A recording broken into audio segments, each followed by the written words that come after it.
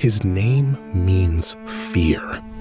Not fearsome, not warrior, just fear.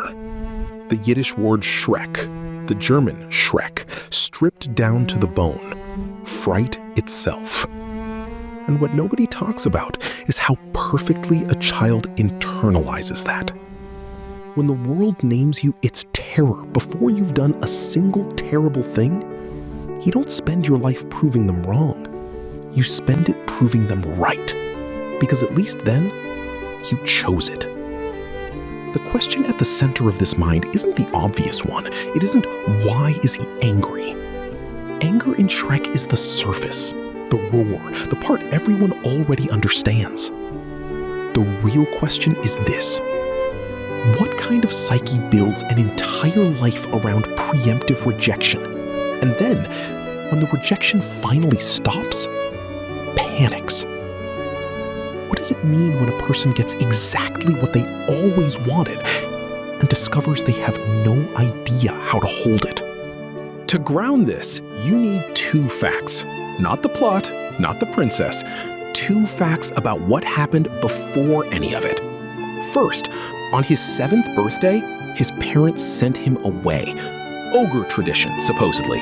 The original book puts it even more bluntly. They threw him into a dark hole. Second, his father used to bathe him in barbecue sauce and put him to bed with an apple in his mouth. He tells this story like it's a joke, like it's self-deprecating banter about a quirky childhood. It is not a joke. His father was rehearsing eating him. The man who made him looked at him and saw a meal. Sit with that for a second, because everything else, the swamp, the walls, the rage, the loneliness worn like a coat of arms, grows from that soil.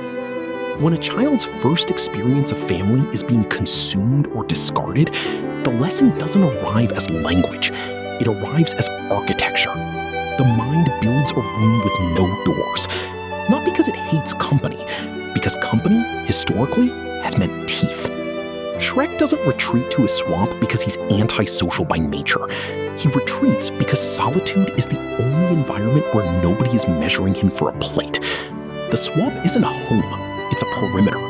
Every mud wall, every keep out sign, every belch and snarl designed to repulse, those aren't personality traits. Those are fortifications built by a 7-year-old who never stopped being 7. And here's the tell that gives him away completely. He says it himself, out loud, in what might be the most accidentally honest monologue in animated film. It's the world that seems to have a problem with me. People take one look at me and go, a big, stupid, ugly ogre. They judge me before they even know me. That's why I'm better off alone. Listen to the construction of that. He starts with an accurate observation. People do judge him on sight. But then he leaps. He doesn't say, that's why I keep trying, or that's why it's hard. He says, that's why I'm better off alone. That leap from they misjudge me to therefore I should vanish is not logic. It's a wound talking. It's the voice of a child who tried to be known, was rejected, and concluded that the problem was wanting to be known in the first place. This is the mechanism that drives everything. Shrek doesn't just avoid people. He actively constructs reasons why avoiding people is wisdom. He frames isolation as a philosophical choice, as preference, even as sophistication. He's the ogre who doesn't need anyone. Except he transparently does. And the evidence isn't subtle. It's a donkey. Donkey is the most important diagnostic tool in the entire franchise, and almost nobody reads him that way. Donkey is loud, relentless, boundary-violating, emotionally incontinent, and absolutely impossible to scare off. He ignores every signal Shrek sends. He follows him home. He talks through silences Shrek has specifically designed to push people away. And Shrek lets him. Not immediately. There's theater first, bluster, the roar, but he lets him. Ask yourself why. If Shrek truly wanted isolation, if solitude were genuine preference rather than defensive posture, Donkey would be unbearable. You'd leave. You'd walk deeper into the swamp. You'd find a cave. But Shrek doesn't do any of that. He complains, he grumbles, and he keeps walking with this creature at his side. Because Donkey is doing something no one in Shrek's life has ever done. He's refusing to be afraid. And for a being whose very name means fear, whose entire social contract depends on people flinching, someone who won't flinch is either a threat or a miracle. This is the revelation that reframes everything. Shrek doesn't want to be alone. He wants to be pursued. He wants someone, anyone, to look past the roar and stay. But he cannot ask for that. The asking itself would be an admission that solitude was never a choice. It was a scar he decorated. So he builds the wall and waits for someone to climb it. And he calls the climbing an intrusion, and he resents it, and he needs it, and he resents that he needs it. That spiral is the engine of his entire emotional life. Fiona enters that spiral and detonates it. Because Fiona isn't just someone who sees past the surface. Fiona shares the surface. She carries her own version of the same wound. She was locked in a tower. She hides a form she believes is monstrous. She has built her own architecture of concealment, her own perimeter dressed up as patience. When Shrek falls in love with her, he's not falling in love with beauty or kindness, though she has both. He's falling in love with recognition. She is the first person who doesn't need to be convinced that the outside lies about the inside, because she's living the same lie. And then something extraordinary happens across the arc of these films. Something the story frames as triumph, but his psyche experiences as a different kind of crisis. People stop being afraid of him. Far, Far Away accepts him. They don't just tolerate him, they celebrate him, visit him, treat him as a folk hero. Everything the 7-year-old wanted. And the adult cannot bear it.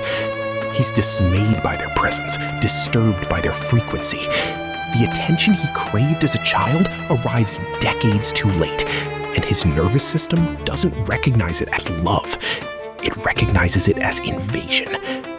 Because the walls were never just for keeping danger out. They were for keeping the wound pressurized. Without the rejection, without the siege, the identity collapses. If you're not the ogre everyone fears, who are you? If the world stops giving you reasons to hide, you have to face the possibility that you've been hiding from yourself. There's a detail about his body that mirrors this perfectly. In a franchise full of towering ogres, Shrek is notably smaller than average. The being who performs enormity, who fills doorways and roars to scatter crowds, is, among his own kind, undersized. The intimidation was always compensation. The size was always borrowed from the fear he generated, not from his actual frame. Strip away the reaction he provokes, and what's left is someone smaller than he appears.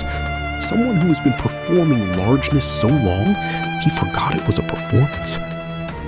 Here is the diagnosis, and it's simpler than it looks. Shrek is not a misanthrope. He's a deeply social creature wearing a misanthrope's uniform, because the first people who should have loved him taught him that closeness means being devoured. Every relationship he builds, with Donkey, with Fiona, eventually with children, with an entire kingdom, is built despite himself, through cracks in the fortification he can't quite seal. He doesn't open the door. People squeeze through it. And every time they do, he discovers that the swamp wasn't protecting him from the world. It was protecting him from finding out how much he wanted the world to come in. That's the thing about walls built in childhood. They're strong enough to survive anything, except getting what you actually need. If you've ever pushed someone away and then been furious they didn't fight harder to stay, if you've ever called your loneliness a preference because the alternative was admitting it was a wound, then you've already met the ogre. You just didn't recognize him because he looked a lot like you. If this one got under your skin, stay close. There are more minds to open, and the next one might surprise you even more.